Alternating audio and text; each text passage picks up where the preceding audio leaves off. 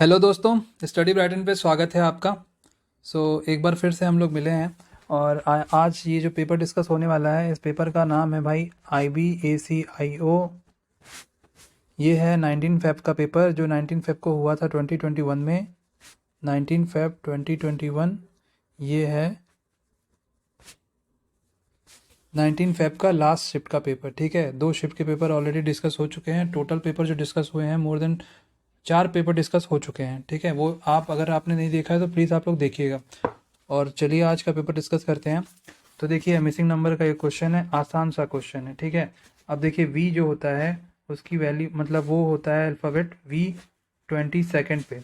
उसके बाद आता है एस। एस होता है 19वें नंबर पे मतलब 19 नंबर पे। अब यहाँ से यहाँ जाने में कितने नंबर का डिफरेंस है? 22। और 22 - 3 कर दो।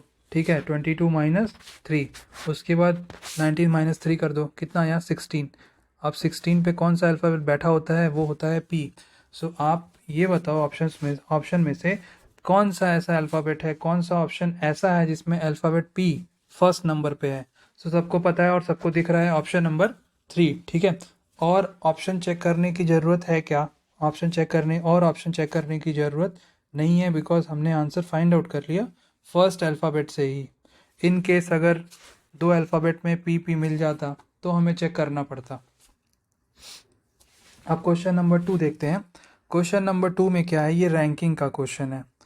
अभी ये कह रहा है कि हैवियर कॉइन्स आर कॉस्टलियर। ठीक है, ये कॉइन्स है सबके पास और इसमें बताना है कि किसके पास, who is the owner of costlier coin. ठीक है, सबके पास में से किसके पास ऐसा कॉस्टलीस्ट कॉइन है? अब आपको बताना है। देखो, स्टेटमेंट पढ़ते हैं पहले।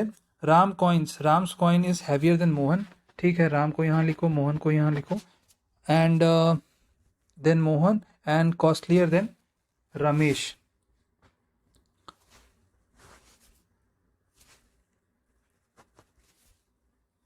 मतलब जो राम की कॉइन है वो मोहन की कॉइन से ज़्यादा कॉस्टलियर है। ठीक है, हैवियर है मतलब कॉस्टलियर है, और कॉस्टलियर है रमेश की कॉइन से। और राम और रमेश में किसका ज़्यादा है ये हमें नहीं पता।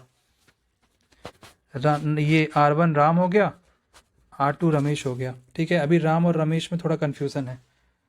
अब देखो, Naresh coin is costlier then Ram. Naresh coin is costlier then Ram. ठीक है, तो ये स्टेटमेंट पढ़ के लग रहा है कि नरेश की जो कॉइन है वो कॉस्टलियर है रमेश से। ठीक है, नरेश मतलब R1, और उसके बाद बट लाइटर है योगेश से। लाइटर है योगेश से मतलब योगेश यहाँ पे आ गया। अच्छा, एक चीज़ हमें पता चली, R1 और R2 का क्या है सीन कि जो रमेश है, नहीं हाँ यहाँ पे ये हो गया राम और ये हो गया रमेश। ठीक है, अभी कुछ ऐसे सीन बन रहा, ये योगेश हो गया, नरेश हो गया, राम हो गया, रमेश हो गया, और ये फिर ये M क्या था? M है हो गया मोहन। ये R1 है, R2, then Ramesh coin is costlier than Mohan. तो ठीक है, रमेश यहाँ आ गया, मोहन यहाँ आ गया। And then so who is the owner of the costliest coin? अभी सबके पास जो कॉइन है उसमें सबसे कॉस्टलियर कौन है ये बताना है आपको। तो भाई आपको साफ दिख रहा है जो योगेश है उसके पास सबसे कॉस्टलियर कॉइन है, और वही हमारे इस क्वेश्चन का आंसर भी है। अब देख लो, सिलॉग के क्वेश्चन आपको हर जगह मिल रहे हैं। मतलब इस पेपर में, प्रीवियस ईयर पेपर में सिलॉग के क्वेश्चन भर भर के दिए गए हैं। मतलब आपको सिलॉग के क्वेश्चन को बिल्कुल भी इग्नोर नहीं करना है। ठीक, अब देखो यहाँ पे स्टेटमेंट है। सिलॉग के क्वेश्चन सॉल्व कैसे करते हैं? स्टेटमेंट को पढ़ो, वेन डायग्राम बनाओ, और फिर कंक्लूजन उसके अकॉर्डिंग आप सही गलत कर सकते हो। ठीक है, आप फिर उसके बाद देखो कि स्टेटमेंट के अकॉर्डिंग वेन डायग्राम बनाने के बाद कि कंक्लूजन फॉलो करेगा या नहीं करेगा, यही आपको देखना रहता है। अब जैसे यहाँ पे देखो स्टेटमेंट नंबर 1 में ऑल एक्स आर वाई, इसका क्या मतलब है? ये हो गया एक्स और ये हो गया वाई। ठीक है, ऑल एक्स आर वाई। और यहाँ पे लिखा है नो जेड इज एक्स। क्या लिखा है? नो जेड इज एक्स, मतलब एक्स एंड जेड का कोई भी रिलेशन नहीं है। करेक्ट है। कंक्लूजन पढ़ो, some X are not Z. Some X are not Z, बिल्कुल सही, some X are not Z. Z का कोई भी रिलेशन एक्स से नहीं है। उसके सम मतलब कुछ पार्ट का रिलेशन एक्स से कैसे होगा? नहीं होगा। ये वाला सही हो गया। अब देखो सम वाई आर नॉट जेड, इसमें क्या लिखा है, पूरा का पूरा x जो है y है, पूरा का पूरा x आपको यहाँ पे दिख रहा होगा, पूरा का पूरा x जो है वो y है। और यहाँ पे लिखा है सम y आर नॉट जेड। जब x और z में कोई भी रिलेशन नहीं है और पूरा का पूरा x y है और x और z में ऑलरेडी कोई रिलेशन नहीं है, सो y का थोड़ा पार्ट z से कैसे रिलेट करेगा, नहीं करेगा ना। सो ये भी हमारा करेक्ट हो गया और बोथ कंक्लूजन फॉलो होगा। क्या होगा, बोथ कंक्लूजन फॉलो होगा। अब देखिए क्वेश्चन नंबर 4, ये भी है उसका क्वेश्चन, सिलॉग का क्वेश्चन, ठीक है। इसमें क्या लिखा है, some dawns are night, some dawns are night, ठीक। क्या लिखा है, some dawns are night, no night is noon, noon को एनओ से कर दो, and no dawn is dusk. उसके बाद कंक्लूजन पढ़ो, सम डस्क आर नाइट, ये है dawn D O dawn, and ये है डस्क डी यू से कर दो। Some dusk are night, some क्या लिखा है conclusion, some dusk are nights. So some dusk are night कैसे होगा, सम डस्क आर नाइट तो not possible, because some dawn are nights and no dusk is dawn, ये लिखा हुआ है, मतलब डॉन का डस्क से कोई रिलेशन नहीं है। और ये कह रहा है क्या सम डस्क आर नाइट हो सकता है क्या, बिल्कुल भी नहीं हो सकता। सम नून्स आर डॉन्स, ये नून्स है और ये डॉन्स है। अगर पॉसिबिलिटी कहता तो भी नहीं होता, बिकॉज आप देखो ना यहाँ पे लिखा है some part, some nights are noon, some nights are not noon, और सम डॉन्स आर नाइट, और यहाँ पे एक क्रॉस का रिलेशन आ गया। सो जो क्रॉस का साइन आ गया, इसका मतलब कि कोई भी इसका रिलेशन नून का रिलेशन नाइट से नहीं है। और यहाँ पे क्या लिखा है कंक्लूजन में, some noons are dawns, some noons are dawns कैसे हो सकता है, पॉसिबल ही नहीं है, some noons are dawn possible ही नहीं है, ठीक। जब पॉसिबल ही नहीं है सो क्या होगा, ये भी गलत हो गया। और इसमें क्या होगा, दोनों conclusion neither one nor two follows, ठीक है, neither one not two follows. अब ये देखो क्वेश्चन नंबर 5, क्वेश्चन नंबर 5 क्या कह रहा, ये कुछ आपको एक सीरीज चल रही है, डायग्राम है, ठीक है, क्वेश्चन एक सीरीज चल रही है।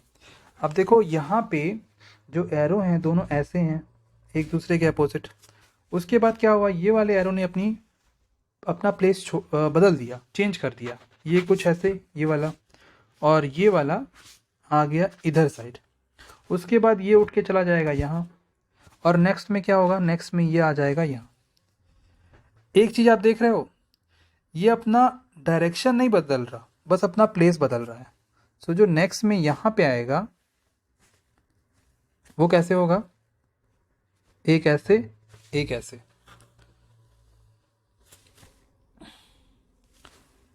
ठीक, मतलब ऐसे हो सकता है। लेकिन और देखो ये हमने इग्नोर किया,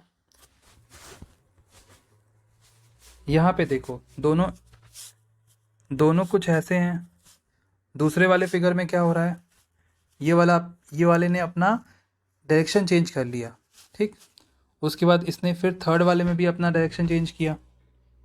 और फोर्थ वाले में क्या होगा, फोर्थ वाले में ये फिर ऐसे हो जाएगा, और ये वाला जब यहाँ पे जाएगा तो ये भी ऐसे हो जाएगा, मतलब कुछ ऐसे होगा, ठीक है।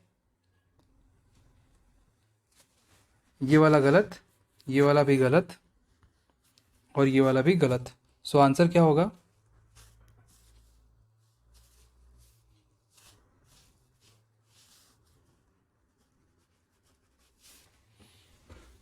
सो ये अपना आंसर हो गया। क्वेश्चन नंबर 5 हमने कर लिया। अब चलते हैं क्वेश्चन नंबर 6 की तरफ।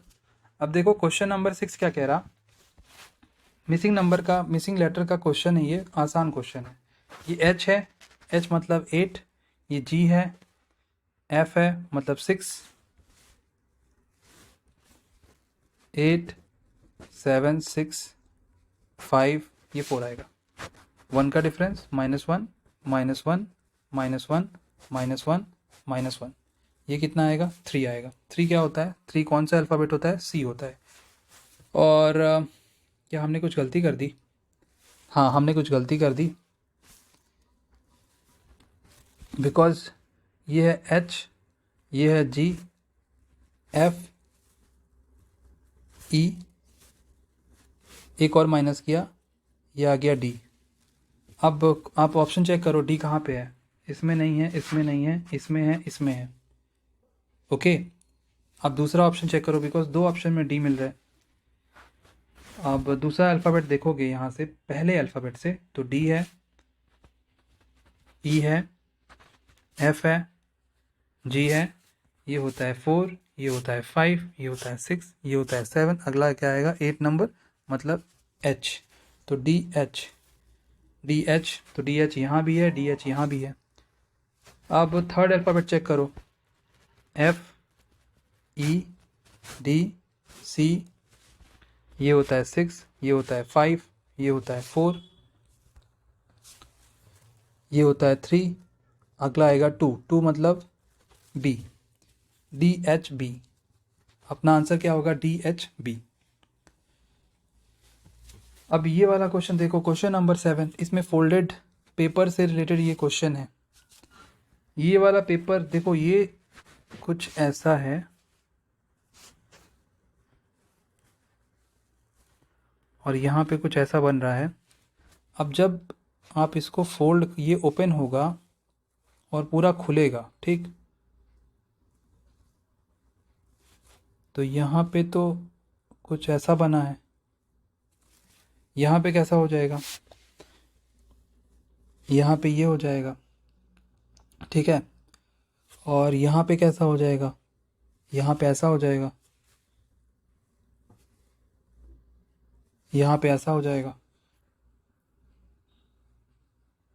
ऑप्शन चेक करो, ऑप्शन नंबर 4, ठीक? ऑप्शन नंबर 4 जो है वो हमारा करेक्ट है। इजी सा क्वेश्चन था ये। अब ये क्या है? ये है आपका सिटिंग अरेंजमेंट का क्वेश्चन। सिटिंग अरेंजमेंट का क्वेश्चन देख लो, क्या लिखा है? कितने, पहले काउंट कर लो कितने फ्रेंड हैं। रोहित है, कायरा है, सूरज है, लैला है, दिया है, मतलब ये कितने हो गए? 5 फ्रेंड्स हो गए। और Kaira is sitting to the right of Suraj, Kaira is sitting to the right of Suraj, ये हो गया। Who is not sitting at the extreme corner, ये हु किसके लिए है? ये हु है कायरा के लिए, ठीक?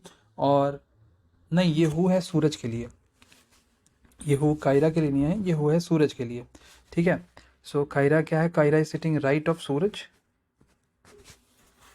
और सूरज जो है वो एक्सट्रीम कॉर्नर्स पे नहीं बैठ रहा है। और यहाँ पे अगर एंड रहता, एंड, सो मतलब फॉर एग्जांपल अगर रहता Kiara is sitting to the right of Suraj and who is not sitting at the extreme corner, so and जब आता है, सो इसका मतलब कि वो उसके बाद जो हु होता है वो रिप्रेजेंट करता है पहले वाले किसी नाउन को, ठीक है? मतलब कि कोई भी होगा, अगर कायरा फॉर एग्जांपल यहाँ लिखा होता कायरा इज सिटिंग, अभी भी लिखा है Kaira is sitting to the right of Suraj and who is not sitting at the extreme corner, so उसके बाद जो हु होता वो रिप्रेजेंट करता कायरा को, ठीक है? क्लियर? सो अभी करते हैं ये वाला क्वेश्चन और यहाँ से पढ़ते हैं। यहाँ पे देखो लिखा है Laila is sitting between Kiara and Rohit. एक काम करो, 1 2 3 4 5, अब ये हमने रिप्रेजेंट कर लिया और यहाँ पे लिखा है कि कायरा एंड रोहित के बीच में बैठ रही है लैला, ठीक? एक काम करो, सूरज को यहाँ पे करो, कायरा को यहाँ पे, और रोहित को अगर यहाँ पे कर दें और लैला को यहाँ पे कर दें, सो क्या बचा हमारे पास? हमारे पास बचा दिया। ये हो गया अपना सिटिंग अरेंजमेंट कंप्लीट, ये अपना सिटिंग अरेंजमेंट हो गया कंप्लीट। और अब हमसे पूछा क्वेश्चन में क्या है कि दिया इज सिटिंग एक्सट्रीम लेफ्ट, ये हमने रिप्रेजेंट कर दिया और हमारा सिटिंग अरेंजमेंट बिल्कुल सही है। अब देख लो, who is to the left of Kaira, अभी कायरा के लेफ्ट में कौन है? ये कौन है? एस से है सूरज, और सूरज ही हमारा करेक्ट आंसर है। अब देखो क्वेश्चन नंबर 9 है, ये क्वेश्चन ऐसा क्वेश्चन हमने कर लिया है, कई बार किया हुआ है। इसमें क्या करना है? साइन को इंटरचेंज करना है। ये 7 है, इसमें क्या करना है? मल्टीप्लाई को माइनस कर दो, माइनस को मल्टीप्लाई कर दो, यही करो। अब लिखा है 7 minus 3, 7 into 3 plus 6 minus 4 divided by 2। अब बताओ कितना आएगा। पहले तो आपने कट किया, पहले तो कट किया, ये 2 आ गया, देन ये मल्टीप्लाई किया 21 आ गया, फिर 6 माइनस 2 करोगे ये 4 आ गया, 6 माइनस 2 करोगे ये 4 आ गया, फिर ये हो गया 25। कितना हो गया 25। अपना 25 यहाँ भी आ रहा है क्या? बिल्कुल आ रहा है, ये हमारा सही है, करेक्ट है, ठीक। अब क्वेश्चन नंबर 10 देखो। क्वेश्चन नंबर 10 क्या है, स्टेटमेंट देख लो। No P is X, no P is X, P और एक्स का कोई भी रिलेशन नहीं है, इतना हमें पता चल गया।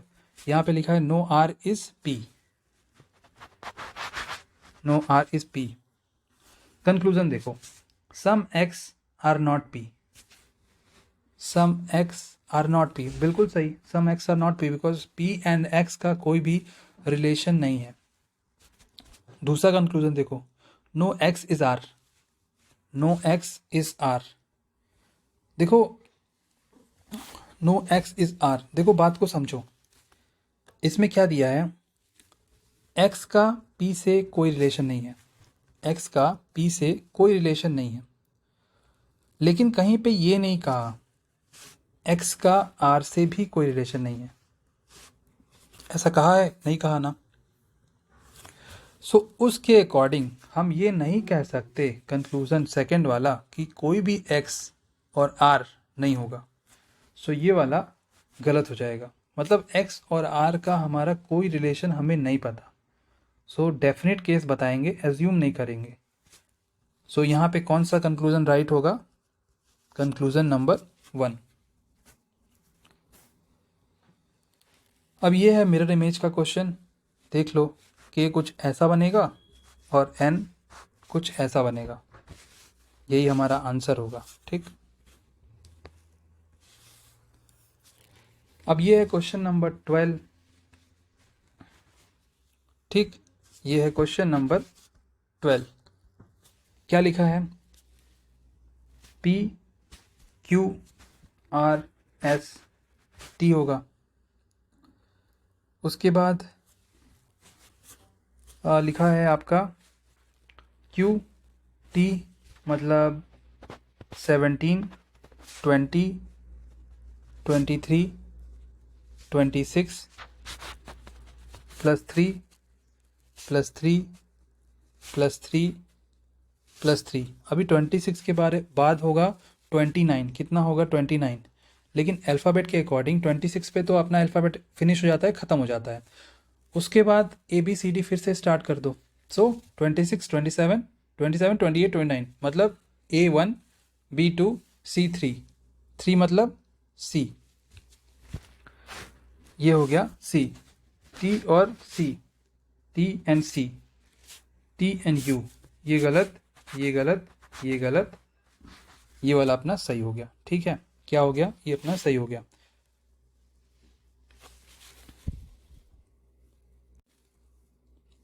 देखो अगर आपको अभी भी नहीं लग रहा कि अब कैसे मान ले, हमारा नंबर भी, बीच का नंबर भी आना चाहिए। पहला लिखा है 6, दूसरा लिखा है 18, तीसरा लिखा है 42 और चौथा लिखा है, फोर्थ लिखा है 78। अब आपको नंबर भी बताना है बीच का। अभी भी आपको यकीन नहीं हो रहा कौन सा ऑप्शन करेक्ट होगा, सो आपको नंबर भी बताना है। ये हो गया +12, ये कितना हुआ 12 - 8 4 3 24।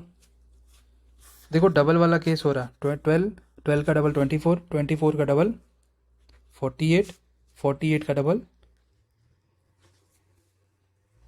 48 का डबल, अगर 48 का डबल करें तो 96 हो जाएगा। 96 मतलब फिर तो 126 नहीं आएगा, फिर तो हमने कुछ गलती कर दी। मतलब एक मिनट, ये हो गया 78 और यहाँ पे हमने की है गलती, जो कि है, जो पड़ी है हमें बहुत भारी।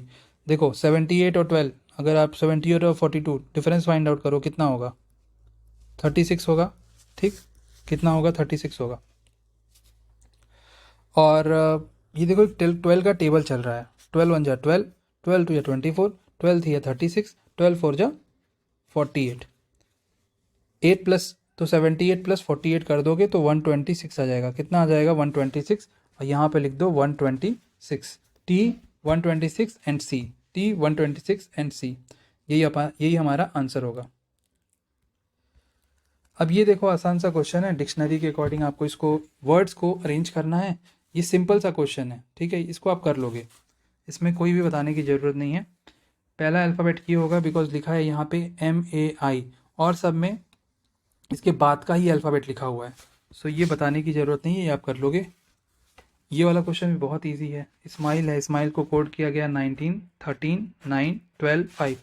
ये सिंपल सा कोड लिखा गया है, जहाँ जहाँ पे वो अल्फ़ाबेट्स, रिस्पेक्टिव अल्फ़ाबेट्स जहाँ पे प्रेजेंट होते हैं उन नंबर्स को रिप्रेजेंट किया गया है, बस और कुछ नहीं किया गया। जैसे L का होता है 12, A होता है 1, U होता है 21, G होता है 7 एंड H होता है 8, मतलब 12 1 21 7 8, 12 1 21 7 8।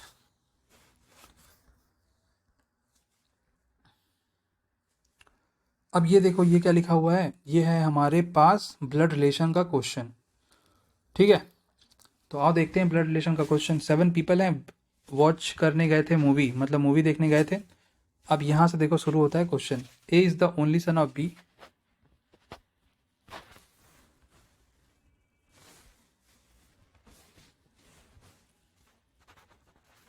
ए is the only son of B. देखो मेल को रिप्रेजेंट करेंगे, यहाँ पे एक क्रॉस का साइन देके इसको आप मल्टीप्लाई बोल सकते हो, पॉजिटिव बोल सकते हो, कुछ भी बोल सकते हो, ऐसे कर देना, ठीक।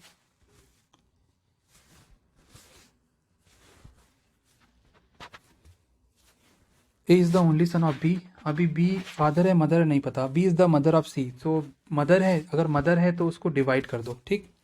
और उसके पीछे एक जस्ट आप लगा रहे हो, ऊपर एक सिंबल साइन लगा रहे हो जिससे आप रिप्रेजेंट कर सकते हो वो मदर है फादर है जो भी, ठीक। और यहाँ पे लिखा है B is the mother of C, ठीक। D is the grandmother of A, D is the grandmother, तो ऊपर चला जाएगा। अब ग्रैंड मदर है तो उसके बेटे की वाइफ होगी, मतलब वाइफ नहीं होगी, मदर होगी, तो इसका किसी से शादी होगा। अब जिसका शादी मतलब बी की शादी जिससे होगी उसकी वो मदर होगी, तो वो ऊपर चली गई, ग्रैंड मदर है, सो ग्रैंड मदर को डिवाइड से रिप्रेजेंट करना है, वो हमने कर दिया। अब A is the sister in law of B, A is the sister in law मतलब इसका कोई हस्बैंड होगा, हस्बैंड की बहन होगी ई। उसके बाद F is the daughter of E, ठीक, F is the daughter of E, represented है, रिप्रेजेंट कर दिया हमने। G is the father of F, G is the father of F, मतलब ये हो गया double line which represents both are married couples, and यहाँ पे हम लगा दिया multiply, multiply which represents G is male. अब G said I will sit right next to my only niece, ठीक है। G said I will sit to, यहाँ पे हमने एक गलती की है शायद, हमने क्या क्या रिप्रेजेंट किया। ए क्या है, ए इज़ द ओनली सन, ठीक है। अब ये कह रहा है, जी कह रहा है कि जी अपने जो भांजी है उसके भांजी नहीं भतीजी, भतीजी के बगल में बैठा है, माई ओनली नीस, ठीक, भतीजी लगेगी माई ओनली नीस। अब आप देख रहे हो जी का कोई सिबलिंग नहीं है, जी की कोई सिबलिंग नहीं, कोई भाई नहीं है उसका, तो जब तो फिर नीस कहाँ से आ जाएगी, नीस कहाँ से आएगी, नीस आएगी ई की फैमिली से। अब ई की फैमिली में नीस कौन होगी, हमने क्या क्या रिप्रेजेंट कर दिया, ए को रिप्रेजेंट कर दिया, बी को कर दिया, डी को कर दिया, और एफ को कर दिया, ई को कर दिया, जी को कर दिया। अब देखो यहाँ ऐसा भी हो सकता है एक सी जो कि नीस है, नीस मतलब एक फीमेल होगी, फीमेल को रिप्रेजेंट किस में करना है, फीमेल को रिप्रेजेंट करना है डिवाइड में। एक बार इस क्वेश्चन को और चेक करते हैं, बिकॉज अभी थोड़ा क्वेश्चन में ऐसा लग रहा है कि जो बी का मैरिड कपल है वो कौन होगा।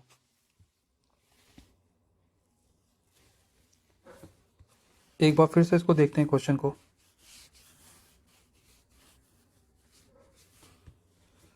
फिर से पढ़ो।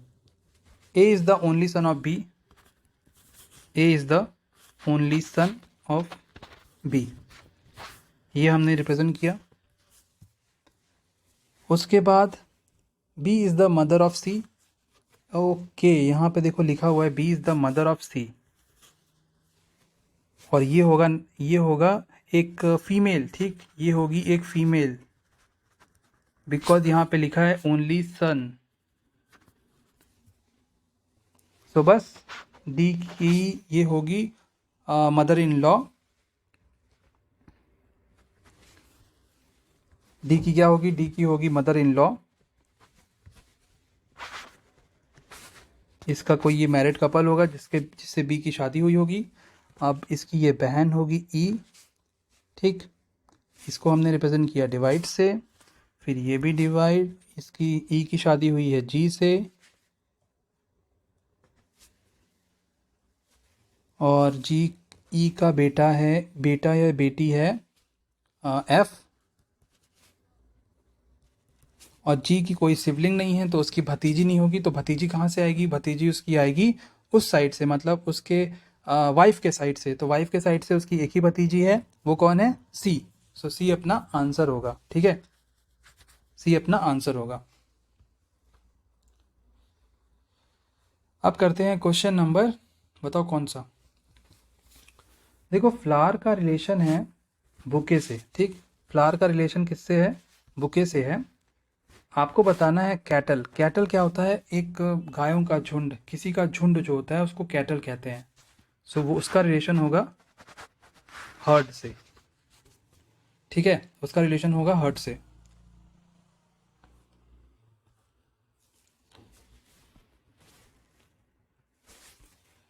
यहाँ पे देखो, यहाँ पे पूछा है कौन सा फिगर ऐसा है जो नहीं बनेगा। इसका अपोजिट होगा ये, इसका अपोजिट होगा ये, और इसका अपोजिट होगा ये।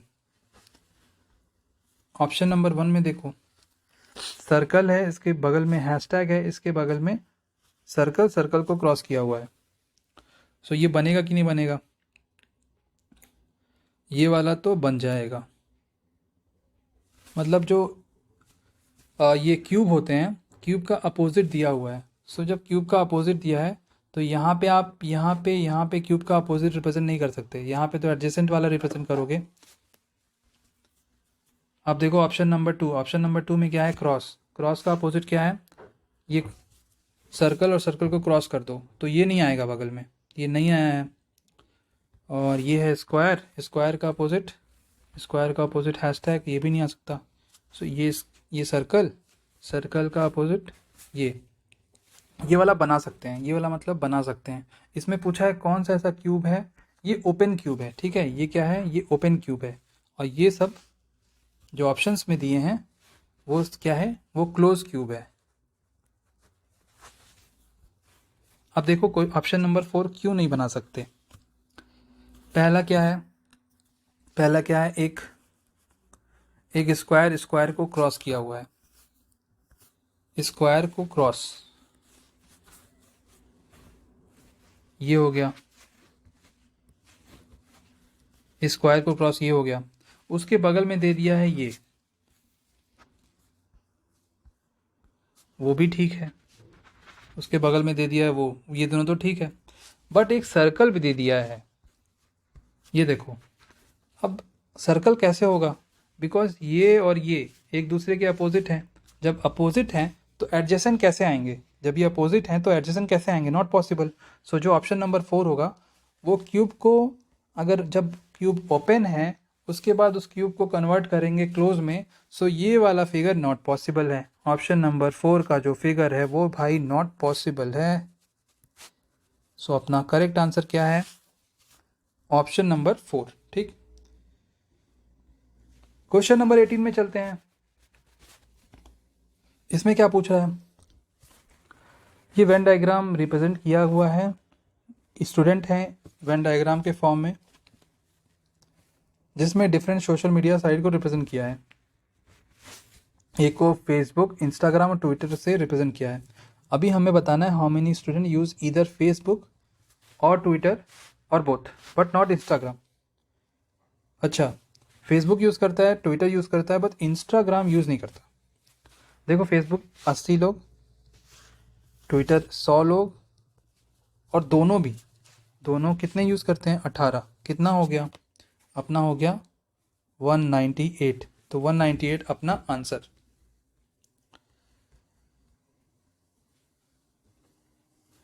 अब ये वाला क्वेश्चन हम लोग 19 नंबर पे आ गए। 19 में देखो ये वाला क्वेश्चन कौन सा है, ये है रैंकिंग का क्वेश्चन। पढ़ो क्वेश्चन क्या लिखा है। Ram reach the office before Parul. Ram reach the office before Parul, ठीक है, पारुल बाद में आई होगी। But after Aliya, so Aliya के बाद। Jo reach the office before Ram, okay, Jo reach the office before Ram, but after Sam, okay, Aliya reach the office just after Jo. Aliya reached the office just after Joe. Who reached the office first? Who reached the office first? तो इसमें कैसा बन रहा, इसमें कुछ ऐसा बन रहा है, जो आलिया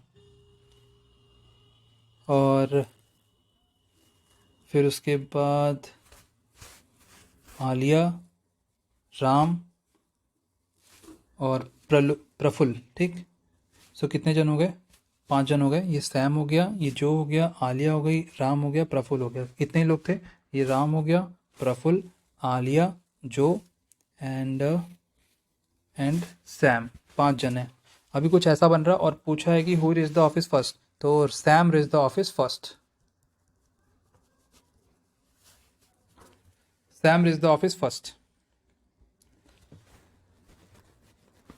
अब क्वेश्चन नंबर 20 देखते हैं। क्वेश्चन नंबर 20 में क्या है, इसमें पूछ रहा है रॉन्ग टर्म। रॉन्ग टर्म भी बहुत इंपॉर्टेंट है ये, बिकॉज ये रॉन्ग जो टर्म है ना, ये बहुत कंफ्यूजिंग है। ये सच में आपको कंफ्यूज कर देगा और आप सच में कंफ्यूज हो जाएंगे एग्जाम में। तो इसका अगर आप कंफ्यूज नहीं होना चाहते तो एग्जाम में प्रैक्टिस करके जाइएगा इसको, रॉन्ग टर्म को। जैसा अब ये देखो 82 से बना 164, देन बना 492, देन बना 2450 एंड फिर बना 17220। देखो ये बहुत ज़्यादा डिफिकल्ट नहीं है।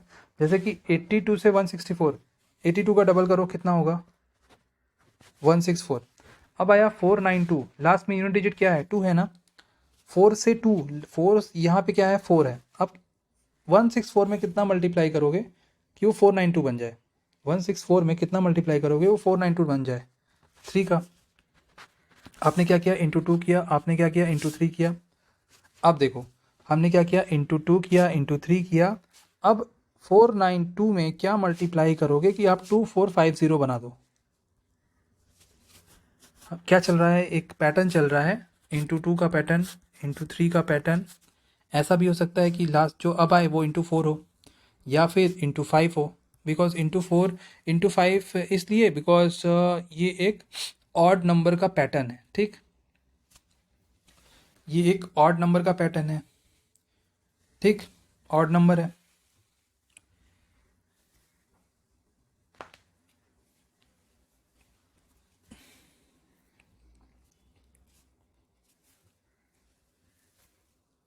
फोर 492 है, 492 में आप 5 का मल्टीप्लाई करो, 492 में 5 का मल्टीप्लाई करो, 5 टू जा 10, ठीक, 5 टू जा 10 बचा 1, 9 5 जा 45, 46, 4 5 हो जा 20, 2460। यहाँ पे कितना है 2450। मतलब रॉन्ग टर्म पता चला क्या है, रॉन्ग टर्म है हमारा 2450। क्या है रॉन्ग टर्म 2450। सो ये थे अपने 20 क्वेश्चंस जो हमने एक बार फिर कर लिए कंप्लीट, ठीक है। सो अपना 19 फैब का 2021, 19 फैब 2021 का पेपर, तीनों शिफ्ट का पेपर हमने कर लिया। 2020 मतलब 2021 का जो पेपर था वो हमने कर लिया, ठीक है। सो अब मिलेंगे 18 फैब के पेपर के साथ, शिफ्ट 1, शिफ्ट 2, शिफ्ट 3, ये लास्ट पेपर होगा। उसके बाद 2019 में हुआ था, देन 2017, और फिर उसके पहले 2015 में हुआ था। सो अपना बस कुछ ही पेपर बच गया है। फिर उसके बाद प्रीवियस ईयर की जो ये सीरीज़ है IBACIO की, ये हो जाएगी फिनिश, और फिर हम लोग करेंगे इसकी प्रैक्टिस, ठीक है, बहुत अच्छे से प्रैक्टिस करेंगे। सो आपको अगर ये अच्छी लगी, ये सीरीज़ लग रही है, so please like share and subscribe करिए। और यार सबसे इम्पॉर्टेंट चीज़, अपना कमेंट, अपना वैल्यूएबल कमेंट जो आप लोग नहीं करते हैं, प्लीज़ प्लीज़ करिए, बिकॉज उससे पता चलेगा कि आप लोग को कहाँ प्रॉब्लम फेस करने को मिल रही है। ठीक है, थैंक यू सो मच, फिर मिलते हैं नेक्स्ट क्लास में।